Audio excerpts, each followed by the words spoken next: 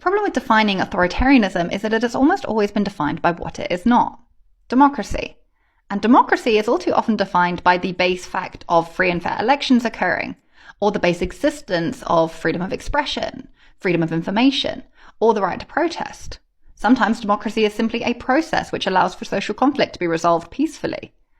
Now, not only are these definitions out of date, but they can also be applied to many authoritarian regimes. For example, those which use elections, albeit on an unfair playing field. An even bigger problem still is that the literature on authoritarian elections is almost never applied to established Western democracies. Why is this, and how can we apply authoritarianism to otherwise democratic regimes?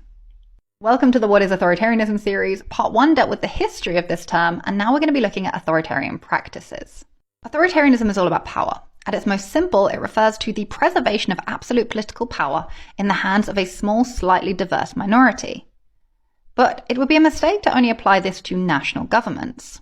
In this fantastic open access article, which you can find via my Ko-fi page, Marlies Glasius argues that authoritarianism shouldn't only be applied to whole systems. It should be used to assess and critique individual policies and practices too. As she says, authoritarian practices enable domination. They allow those in power to break rules, avoid accountability, and control access to information. All this serves to prevent or distort how the wants and needs of the people are put into policy and prevent the people from holding those with power to account. Even within an established, stable democracy, authoritarian-minded people with power, politicians, companies, groups of wealthy individuals, can sabotage the ability of those with less power, citizens, employees, voters, to hold them accountable for their actions.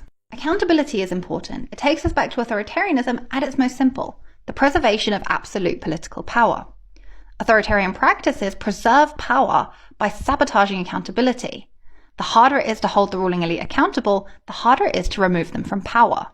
For example, banning or limiting protest is an authoritarian practice designed to prevent the ruling elite from being held accountable.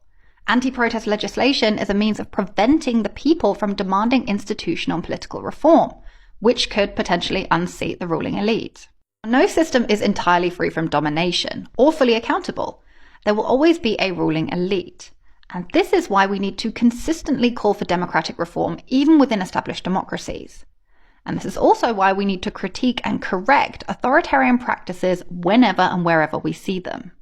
It's not enough to point at othered authoritarian regimes on the other side of the world and say, well, at least we're not like them, because authoritarian practices are universal.